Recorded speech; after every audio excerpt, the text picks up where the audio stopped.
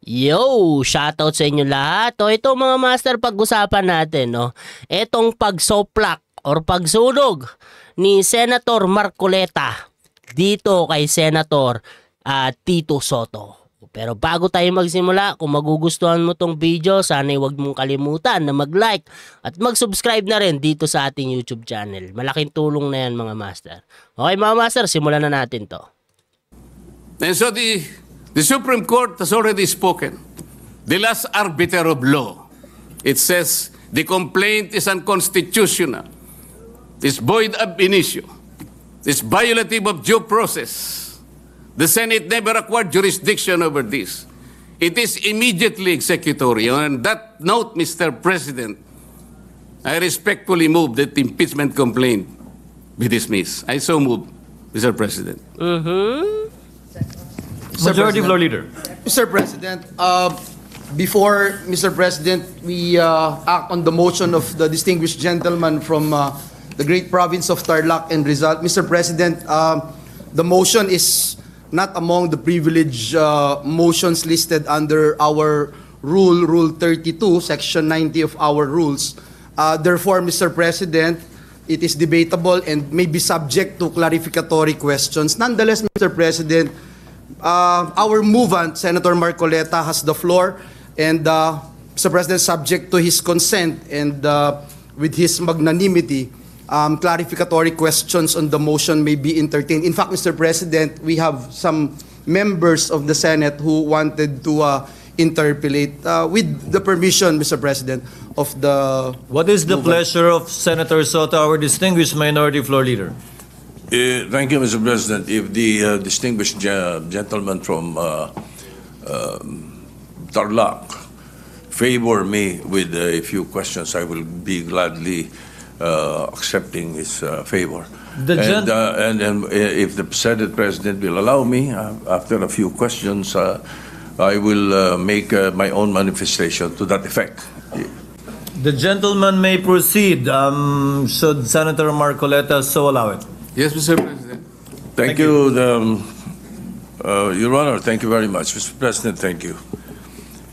So, listening to the privileged speech of the distinguished gentleman from Tarlac, the basis of your motion to dismiss is the Supreme Court's decision, which is now pending appeal by virtue of the MR or the motion for reconsideration filed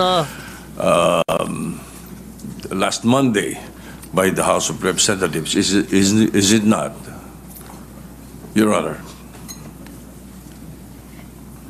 The question whether is it... Yes, your basis for your motion to dismiss is based on the Supreme Court decision that the so-called impeachment is unconstitutional, based on their decision.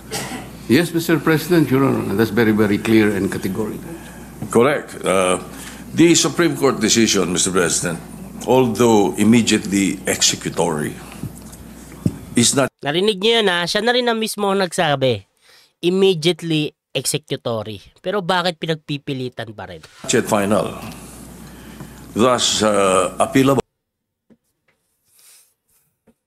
Iwan ko talaga. Napakahirap bang intindihin yung final and executory? Executory na nga eh. So, ngayon, labo talaga, nakaapila na. Marami nagtatanong kung nakaapila na, ba't tayo nagmamadali? Na-dismiss ito sa atin. So may I ask the gentleman, what will happen if we prematurely dismiss the case and the Supreme Court subsequently grants the MR and reverses its own decision? The question, Mr. President, is speculative. Yes. May I have a speculative answer, Mr. President? We cannot speculate. We can only guess, second guess, because on the basis of our experience as a practicing lawyer, Mr. President, ito pong ganitong klaseng desisyon, talaga pong wala na pong kaduda-duda na kahit po mag-file pa tayo ng motion for reconsideration. We are hoping against hope It is as if we are wishing for the moon. Aha. Palagay nyo po, palagay nyo lang po merong isa na nag-reverse. Hindi rin po ma-overturn eh. Kasi Tama. po ang kailangan po ninyo ay 8 ang mag-reverse. Sa inaakala po ba ninyo, meron kayong makukuhang 8 na pumirma doon sa unanimous decision na Tama, babalik rin po nila yung kanyang sarili. Kaya, napakahirap pong mag-speculate, Mr. President. Tandaan nyo, unanimous ang boto. Sa madaling salita, landslide. Di ba?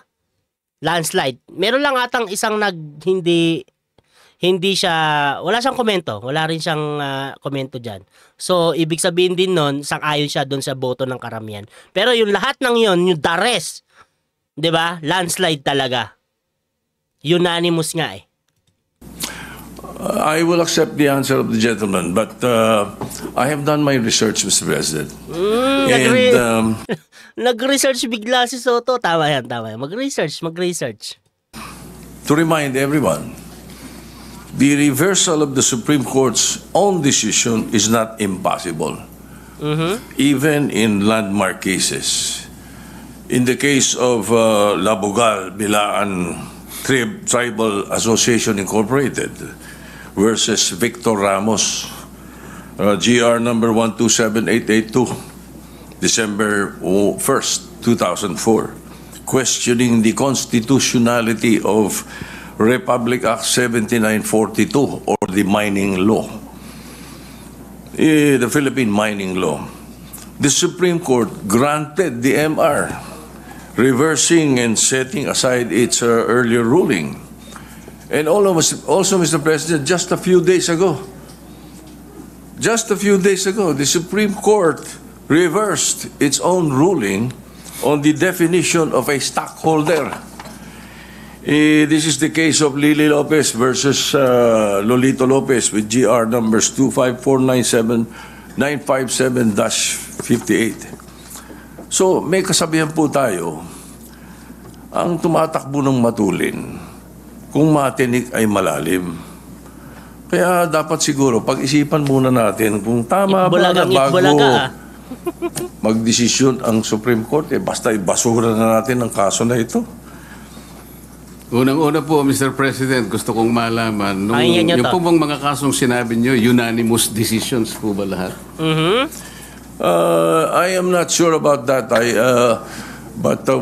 You are not sure. Nag-research ka na. Dapat ni-research mo na lahat. Kasi kung unanimous yun, pwede natin ibangga. Di ba? Pero, magkaiba ang case of the facts niyan kaysa doon sa impeachment case laban kay BP Sara. Di ba? Hindi natin pwede kaagad na, parehas lang naman pala. Di ba? Pwede naman palang ma-reverse. Pero, ang tanong, magkaparehas ba ng case of the facts? Di ba? Magkaiba. Tignan nyo din kasi yon. Hindi yung sinasabi nyo lang na, merong na-reverse naman ganito yung Supreme Court. Pero tignan nyo muna yung case of the facts. Bakit ni-reverse? Tignan nyo yung nangyari sa impeachment case laban kay BP Sara. Doon nyo ipagbangga kung parehas. Baka mamaya hindi. Di ba? Tsaka unanimous ba yon, Tito Soto? Nag-research ka na lang din, kinulang pa. One thing I can say is that if there is a mistake, unanimous decision could become a unanimous mistake. Wala pa pong nangyari gano'n, Mr. President. At saka po tayo, pag nananakbo, ako po ay nakasapatos at saka sa kalsada kaya hindi po ako matitinik. Boom! Boom! Ay, tama naman. Di ba? Yung kasabihan na yon, pantangal lang yun. Isipin mo, tatakbo ka ng matulin nang nakayapak ka lang. Magsapatos ka kasi. Para pag natinig ka, hindi malalim or hindi ka masasaktan. Di ba? Putik yan. Kasabihang matanda. Baguhin na natin yan. Di ba? Well, iba naman yung ibig sabihin doon. Literally kasi, di ba? Pero, ang point lang naman doon, is magsapatos ka.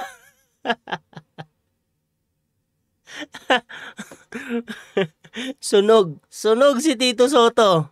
Magsapatos ka kasi. Gayahin mo itong si Congressman tuloy, si Senator Marcoleta. Nagsasapatos para pag natinik, malabong masaktan, 'di ba? Ganun dapat. Well, same lang naman din, no. Yung point ni Senator Marcoleta is tumutugma naman din doon kay Tito Soto, 'di ba?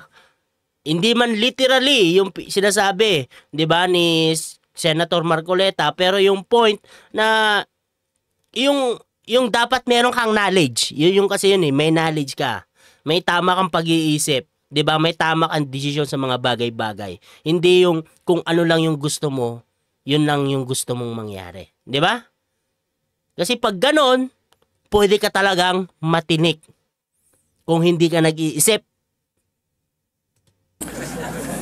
Well, Mr. President, there's always a first time. Regardless of whether it's unanimous or not, unanimous decision does not bar an appeal or a reversal, Mr. President. That is one thing for sure. Now, secondly, where is the ball, Mr. President? Or meaning the impeachment case itself? Is it in the Senate or in the impeachment court? Didn't the impeachment court throw it back, remanded, returned to the House of Representatives? So what are we dismissing in the Senate kung wala sa atin ng kaso? Can we continue hearing the case and dismissing it without the impeachment case in our hands? Can we throw the ball out when the ball is not in our possession? Ay, ang gulo talaga nito ni Tito Soto, no? Ang gulo mo talaga. Halatang merong alang gustong paboran eh. Siguro naman dapat magkaroon tayo ng tinatawag nating sense of proper sequencing of move. Nasa Senado na yan. Yung articles of impeachment, yun yung binalik sa Kongreso para sagutin nila yung mga katanungan doon. Pero nasa Senado pa rin yan. Nasa inyo na yan. Ano naman yung bola-bolang nalalaman mo? Binobola mo kami. Nasaan po ba yung impeachment case? Mr. President, kanina po sa aking clarificatory statement, ang sabi ko nga po, yung ginawa pong initial proceedings noong 19th Congress Senate, yun po ay nangyari sa panahon po ng 19th Congress at lahat po yun ay naisantabi lahat. Sapagkat natapos nga po ang termino ng 19th Congress on June 30, 2024. Kaya po natin sinasabi, Mr. President, na dinidismiss na po natin ngayon sapagkat tayo po ang nasa lugar na sinasabihan ng Korte Suprema nung sabihin niyang ito ay immediately executory. Sino pong mag-i-execute nun? Hindi naman po i-execute yun ng House of Representatives. Tama. Maliwanag naman po na tayo lamang ang tinakdaan ng kataas-taasang hukuman na gumawa ng paraan para isantabi na po ang usaping ito sapagkat napagtibay nga nila na ito'y unconstitutional, void ab initio, at wala na po tayong jurisdiction para dito. Thank you, Mr. President. Your Honor, thank you.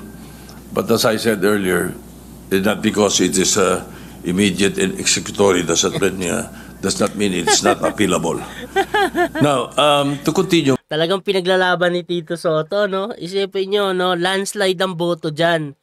So, kung gusto talaga nilang i-revise yan, dapat yung 8 ay babalik ta rin yung kanilang desisyon.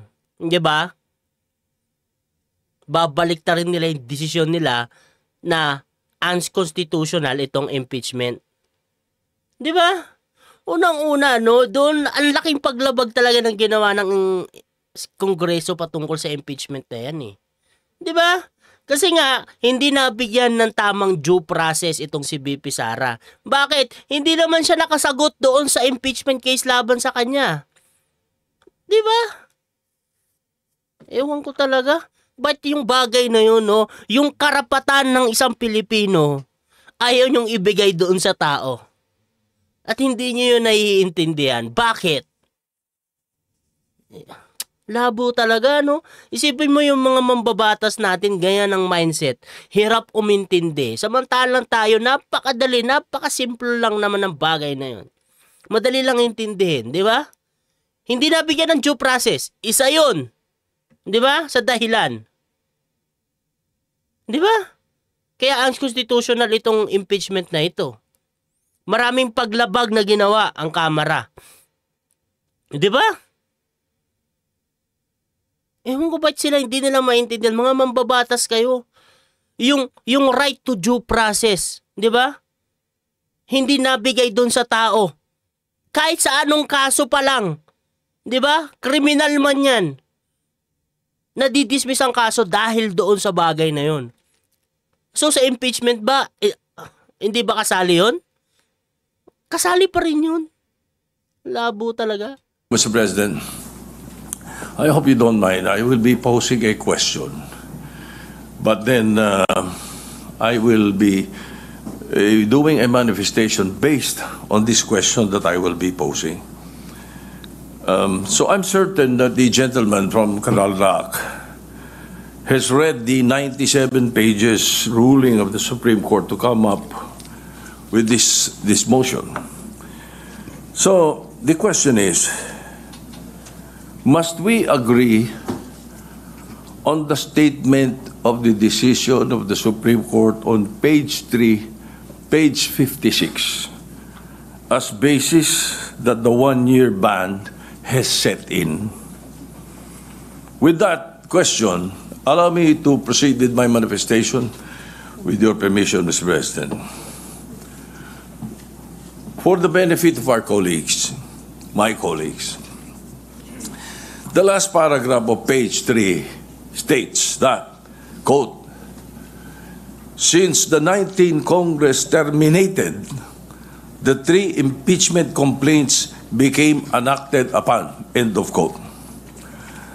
Again, this was reiterated in page 56, second paragraph of Roman numeral 5. It says, quote, the House of Representatives, however, was unable to act on the first 3 impeachment complaints because of the adjournment of the 19th Congress. To continue, for constitutional purposes, the first 3 complaints were effectively dismissed. In both instances, Mr. President, the Supreme Court was referring to the February 5, 2025 adjournment. But they have, erroneously believed that the said adjournment is the same adjournment with the sine die adjournment that ends a Congress. It is not. February 5 did not terminate the 19th Congress as stated in the decision. The sine die adjournment of the 19th Congress was on June 13, 2025, wherein the last session day was last June 11. Mr. President, and for the information of the public, there is a world of difference between adjournment versus adjournment sine die. Sa atin, pag nag-adjourn tayo for the Christmas break, nag-adjourn for the Easter break, nag-adjourn for the election period, nothing dies. The treaties, bills, resolutions, anything filed continues. It is never archived. So anong point mo? Perhaps the the lawyers of the ponentes did not realize that, or they were not familiar with the rules of Congress. As I said, this is a world of difference. Now, this is a transcendental case. Ang laking constitutional issue. Wala man lang oral arguments, or at the very least, a consultation with some members of Congress or members of the bar na nakakaintindi ng rules ng Congress regarding the procedure. Putik yan. In that matter alone, Mr. President, Di naman yan yung... kasabihan, Ano ba yung issue? kasabihan ninyo mga lawyer, falsus omnibus, falsus unos, falsus omnibus. Puro dada. Putik yan. Anong point mo dyan? Mistake in one, mistake in all. In that manner, they wouldn't have decided based on their Nasagot pa ba si Senator Marcoleta dito? with the legislative process. Eh, may mali agad eh. Oh, anyway mga master, dito na lang muna natin tatapusin tong video. Wala. Iyak na lang tong ginagawa dito ni Tito Soto. Na-soplak na kasi ni Senator Marcoleta. Oh, pagtatakbo ka ng matulin ha. Magsapatos ka para hindi ka natitinik. Buset talaga. O anyway mga master, agad dito na lang tayo at maraming salamat sa pagsama sa ating live stream. No? Sana huwag niyong kalimutan na mag-like at mag-subscribe dito sa ating YouTube channel. Maraming salamat po. God bless sa inyo lahat.